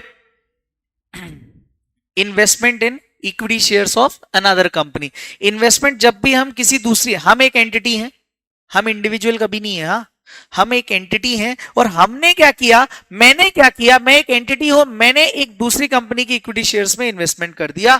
तो अब डिपेंड करेगा कि इन्वेस्टमेंट कितना करा है, उस बेसिस पे अकाउंटिंग होती है। मैं आपको एक पूरा और होलिस्टिक व्यू देने वाला हूं कि फाइनेंशियल इंस्ट्रूमेंट चैप्टर कब लगेगा, एसोसिएट कब होगा, सब्सिडरी कब लगेगा, होली ऑन सब्सिडरी कब होगा, वगैरह वगैरह।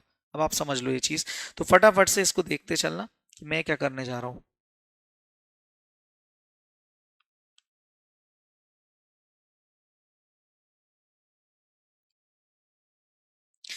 Now this is more than 20% अगर इन्वेस्टमेंट कर दिया, मोर देन और सॉरी लेस देन और इक्वल टू 20%, है ना, more than 20% but up to 50%,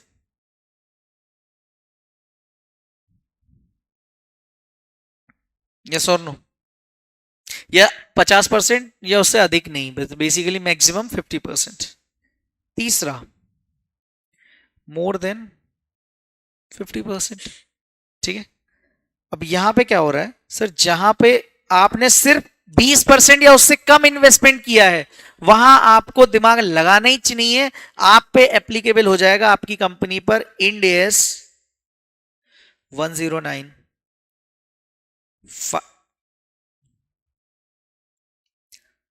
financial instruments. याद रहेगा।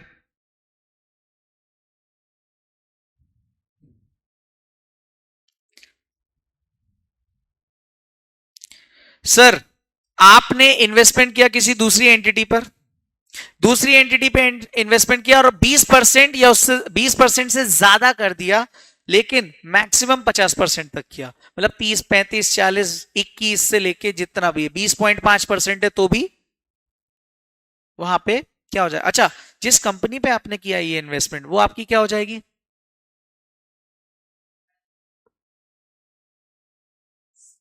सोच के देखो, कंपनीज एक्ट में पढ़ा है आपने, यहां पे तो ये हो जाएगी इन्वेस्टमेंट कंपनी, कि आपने किसी के शेयर 10% खरीद लिए, तो आपके लिए तो वो इन्वेस्टमेंट कंपनी हो गई ना, आपने उस पर इन्वेस्ट किया है ना। हाँ, सब्सिडी तो 50% से ऊपर होता है, it will always be associate, companies act में दी डेफिनेशन। और वहां पर अगर एसोसिएट कंपनी हो गई वो आपकी, तो आप पे लग जाएगा इंड एस 28। ओके सर, समझ में आ गया, बिल्कुल आया, ठीक है। अब यहां पे आपको ये समझना है, मोर देन 50%, मतलब ये तो आपने क्या कर दिया, इन्वेस्टमेंट, इन्वेस्टमेंट इन सब्सिडरी,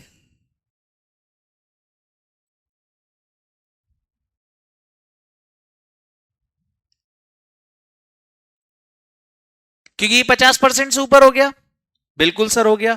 लेकिन अब याद रखना, ये तो हमें सब समझ में आ गया, सर ये हमें यहां क्यों बता रहे हो आप, what is this in relation to this Ind AS 103। आप यार ये बात फाइनेंशियल इंस्ट्रूमेंट, चलो ये तो आपने समझा दिया, इन्वेस्टमेंट कितना किया, तो चलो 20% से कम है तो कहां जाएगा ये हमें समझ में आ गया, 20 से ज्यादा है 50 तक है एसोसिएट, ये भी कंसोलिडेशन का पार्ट हो गया। बट सर ये 50% से ज्यादा है तो इन्वेस्टमेंट इन सब्सिडरी हो गया, इसको यहां 103 में क्यों बता रहे हो, अभी बताता हूं। सर एक बात मुझे बताना, इसका मतलब आपका कंट्रोल कितना आ गया, 50% से ज्यादा है तब ये सब्सिडरी बनी, लेकिन हो सकता है 20% से ज्यादा आया और 50% तक है तो ये आपकी एसोसिएट बन गई। लेकिन किसी एक दिन ऐसा आएगा जिस दिन पहली बार ये कंट्रोल आएगा आपके पास, हाँ या ना। भाई मेरा देवांश लिमिटेड पे कंट्रोल था 60%, 35%, फिर ना मैंने 20% एक्वायर और कर लिए देवांश लिमिटेड के शेयर्स, कहने जी अब मेरा स्टेक कितना हो गया 55%, और ये मैंने किया 1 जुलाई को, तो 1 जुलाई को क्या हो गया, कंट्रोल आ गया। तो पता, पहले तो होता था AS21 कंसोलिडेशन, वो बोलता था डेट ऑफ कंट्रोल क्या है, तो डेट ऑफ कंट्रोल क्या होगी अपने केस में 1 जुलाई। अब आपको देखना पड़ेगा, जब 1 जुलाई को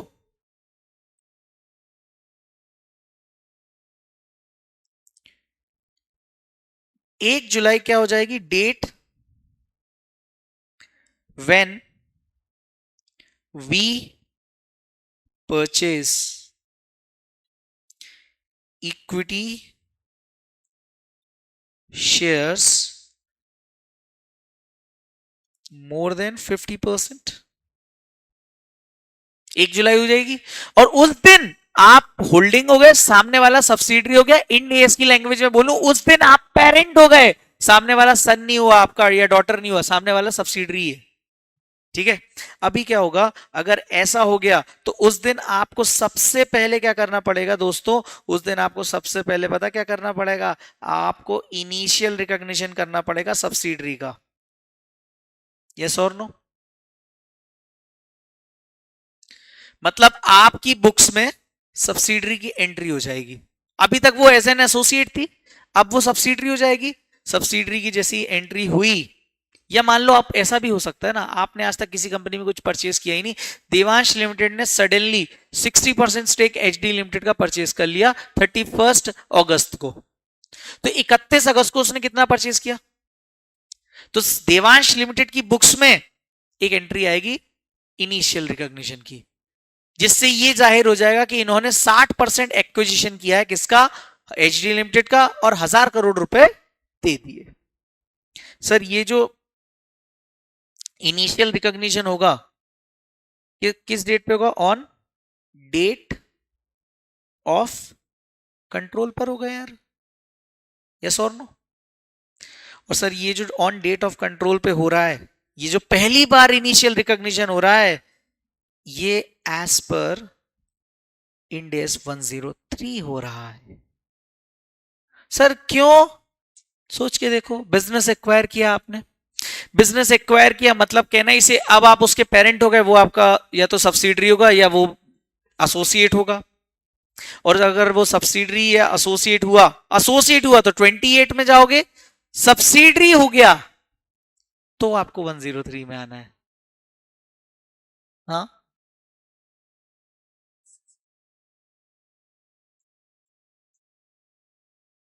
नहीं लगेगा। हम बिजनेस को तभी एक्वायर कर पाएंगे ना जब हमारे पास उसका कंट्रोल आएगा। और कंट्रोल कब आता है, मोर देन 50%। 50% मतलब सिर्फ सब्सिडरी के केस में ये पॉसिबल है। ये बात समझ में आई? इसलिए मैंने आपको देखो पहले क्या बताया, कंट्रोल वगैरह पढ़ाया, फिर मैंने टाइप्स पढ़ाए, सो दैट आप लिंक कर पाओ। याद आया? ठीक है। तो ये जो डे 1 पे क्यों सर 10, अच्छा तो 103 क्या बात करता है, 103 पूरे टाइम पता क्या बात करेगा, इनिशियल रिकॉग्निशन की। आपने किसी, आपकी कोई सब्सिडरी बनी, हाँ, तो पहली बार एक्विजिशन हुआ ना, हाँ, वो एज पर इंड एस 103 होगा। सर क्या कैलकुलेट करता है इंड एस 103? बिजनेस कॉम्बिनेशन नाम तो पता ही है, वो बताएगा परचेज कंसिडरेशन कैसे कैलकुलेट करो, वो आपको ये भी बताएगा net assets taken over calculate करो, वो आपको ये भी बताएगा गुडविल आ रहा है या कैपिटल रिजर्व आ रहा है, बस। हाँ, मतलब किसी एंटिटी पे 103 से तभी लगेगा जब बिजनेस एक्वायर हुआ या बिजनेस सोल्ड आउट हुआ, बस। Okay, nice. सर लेकिन आपने हमें इंडियस के बेसिक्स में बताया था कि हर साल के एंड में 31 मार्च को सब्सिक्वेंट मेजरमेंट होता है एसेट्स और लायबिलिटीज का। तो जब ईयर के मिड में ही हो जाएगा कभी भी, लेकिन ईयर के एंड में, ये लिख रहा हूं मैं, ईयर एंड, ईयर एंड पर होगा सब्सिक्वेंट रिकॉग्निशन। और ये सब्सिक्वेंट रिकॉग्निशन जो होगा,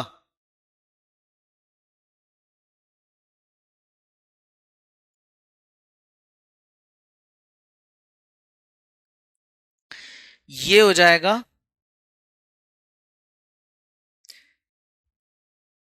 इंड एस 110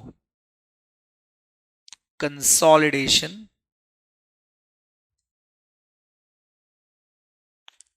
विथ सब्सिडरी।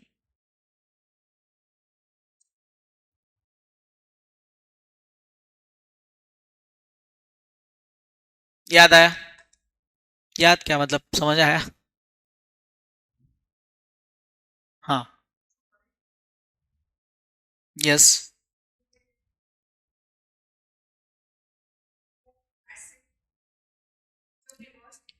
ये वाला, यस।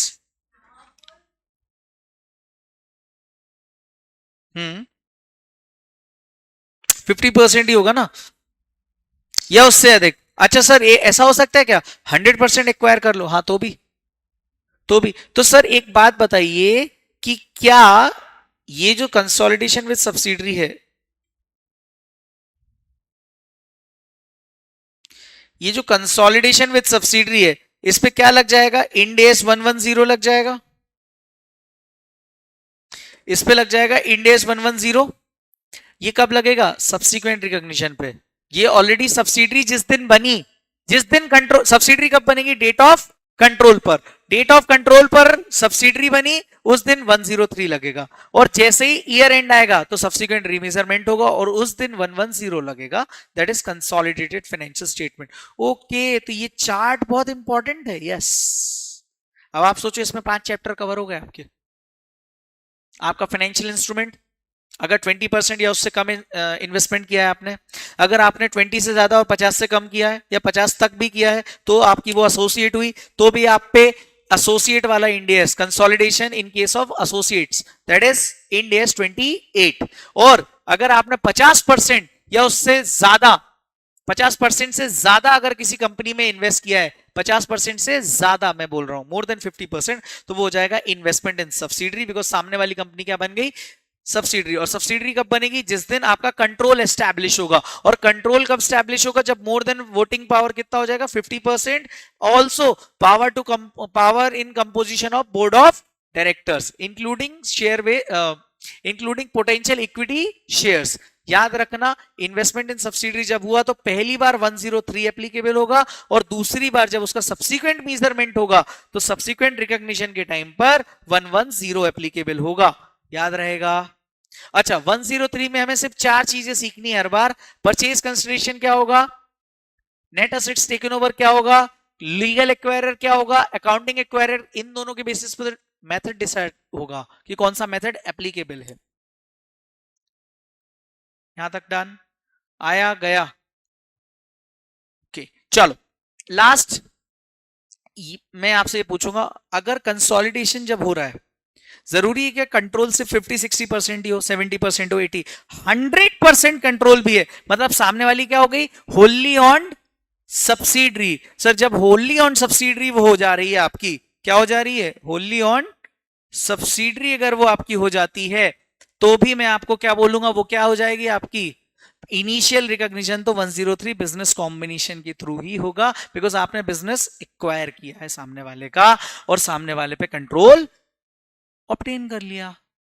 यस और नो? और उसका सब्सिक्वेंट रिकॉग्निशन कहां होगा? 110 में। अच्छा, ये मुझे एक छोटी सी बात और इंड एस 110 की जो मैं आपको बताना चाहूंगा, एक छोटी सी बात, एंड उसके बाद अपन आज का लेक्चर खत्म कर सकते हैं। दैट इज कि यार अगर मैंने 60% स्टेक एक्वायर करके रखा है आपकी कंपनी का, तो 40% किसका हो जाएगा? सर 40% हो जाएगा माइनॉरिटीज का। माइनॉरिटीज को माइनॉरिटी इंटरेस्ट बोलते थे अपन इंटर में, यहां पर अपन उसे बोलेंगे नॉन कंट्रोलिंग इंटरेस्ट। ठीक है, जिसका डिस्कशन हम करेंगे कल। Okay, so that's it from my side. I hope you guys love the lecture. Thank you so much. Bye.